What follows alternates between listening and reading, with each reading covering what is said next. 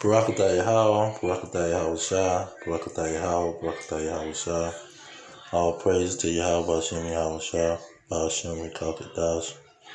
Just want to bring out some precepts concerning the description of Yahawashi, who they even call Jesus Christ, an Israelite from the tribe of Judah. And so let's go to some descriptions of the Israelites. Let's start with Job. Job was from the tribe of Levi, and he was an Israelite because he gave sacrifices. He dealt with the giving of the sacrifices, and he was around the time where one of the children of Esau was around one of his so-called companions, and he was in the land of Edom. So he was around the time where the priesthood had been established with the Israelites. Now, so you have Job chapter 30, verse 30, and it reads, "My skin is black upon me, and my bones are burnt with heat." So Job clearly told and wrote down that his skin was black, and that was a vivid description of one of the sons of Levi. Now when you go into Songs of Solomon, you get King Solomon talking about the daughters of Israel and himself. In verse 5 it says, "I am black." This is chapter 1, verse 5. "I am black, but comely," meaning beautiful, "O ye daughters of Jerusalem, as the tents of Kedar, as the curtains of Solomon." Now, this tent of Kedar was one of the sons of Ham, and so that was one of the ways that they would always describe somebody with dark skin. When you look at verse 6 in the first chapter of Songs of Solomon, it says, "Look not upon me because I am black, because the sun has looked upon me." So the sun made this individual darker than what they was originally. And that's what happens when the sun hit your skin. It produces melanin to block it out. If you're not a leopard who can't produce melanin on the level that they need to, due to the plague of leprosy. Now, when you go to Jeremiah chapter 14, verse 2, and it talks about Judah. It says, "Judah mourneth, and the gates thereof languish. They are black unto the ground, and the cry of Jerusalem is gone up." So Judah is said to be black in the Bible. And when you go to Hebrews, it's going to point to Yahawashi, who they even call Jesus Christ, being from the tribe of Judah. Hebrews, let's see here. Hebrews chapter 7. Not only Hebrews points to him being from the tribe of Judah, Revelation chapter 5, but Hebrews say in 7:14, it say, "For it is evident that our Lord sprang out of Judah." Let's get Revelation while I'm close to it. It's evident that our Lord sprang out of Judah. Revelation 5 and verse, let's see here. Revelation 5, verse 5, it say, and one of the elders said unto me, weep not, behold, the Lion of the tribe of Judah, the root of David, has prevailed to open the book and loosen the 7 seals thereof. So that's talking about YAHAWASHI, who they even call Jesus Christ, is from the tribe of Judah.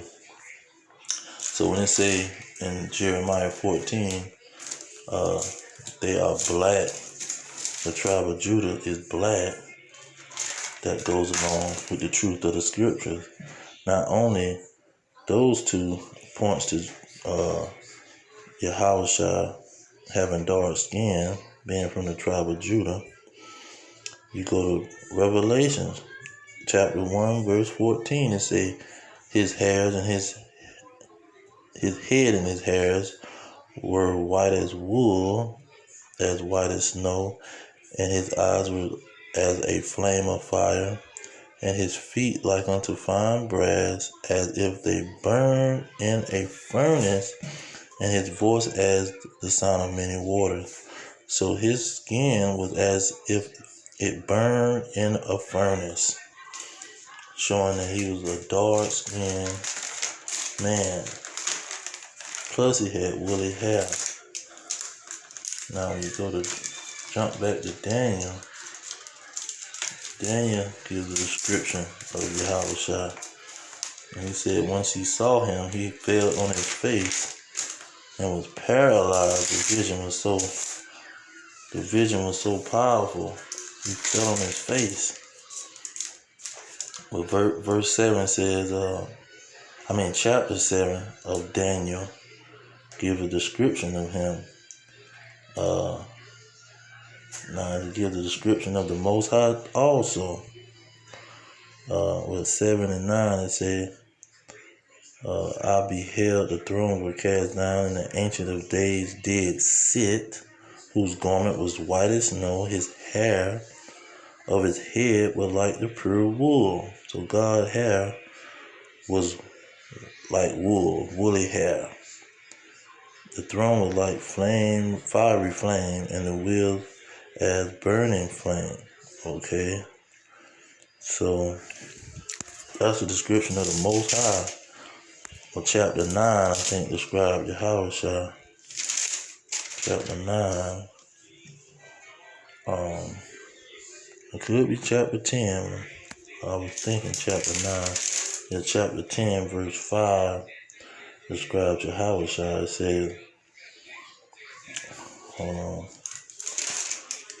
It says, then I lifted up my eyes. This is Daniel 10 and 5. Then I lifted up my eyes and looked, and behold, a certain man, clothed in linen, whose loins were girded with the fine gold of Uphaz. Verse 6, his body also was like the beryl, and his face as the appearance of lightning, and his eyes as lamps of fire, and his arms and his feet like in color to polished brass. And the voice of his words was like the voice of multitude. So that's almost an identical vision that John had, and Daniel had. This the same vision. And there was brass as it burned in the furnace. And so there's much evidence pointing to YAHAWASHI being a dark-skinned man. And when they use the English word black, the Hebrew used kadar, and we're going to get that after this verse. The verse say, Lamentations 4 and 8, their vintage is blacker than coal. Their vintage is blacker than coal. And in Lamentation, that was Lamentations 4 and 8.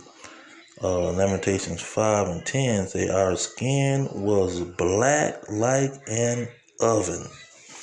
So you have many descriptions of the Israelites, God and YAHAWASHI, being of dark skin or dark complexion.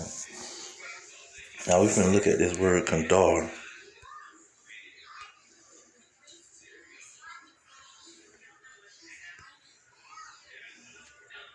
Now when you look at the word kandar, that's how you say it.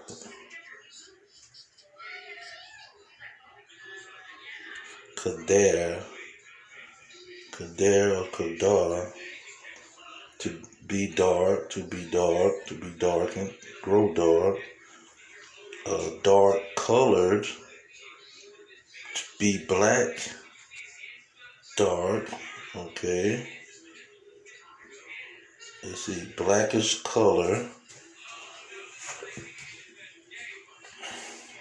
sunburned skin. I mean, the sun make your melanin get darker. Now, this verse coming from Jeremiah 15 and 2. It says kandar. Now, the same verse goes back to Song of Solomon. Let's see here.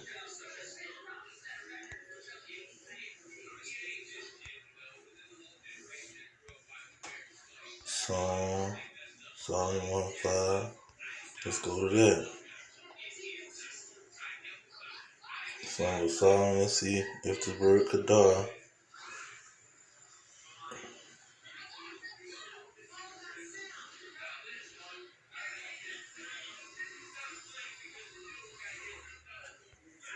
Okay.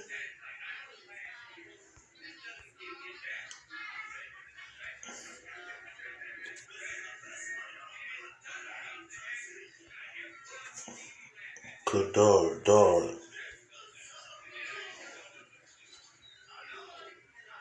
Black skin. Black-skinned man. You see? So, I'm going to leave it there. All praise to Yahweh, Hashem, YAHAWASHI, Hashem, Bekakadash, double honors pushing the truth. And these double honors to the elders pushing the truth in these last days, telling the blacks, Hispanics, and Native American that they are the Israelites that the Bible speak of, and the elect around the world is going to be the ones who's going to be saved in these last days. So peace to them, Shalom, and our kingdom is at hand.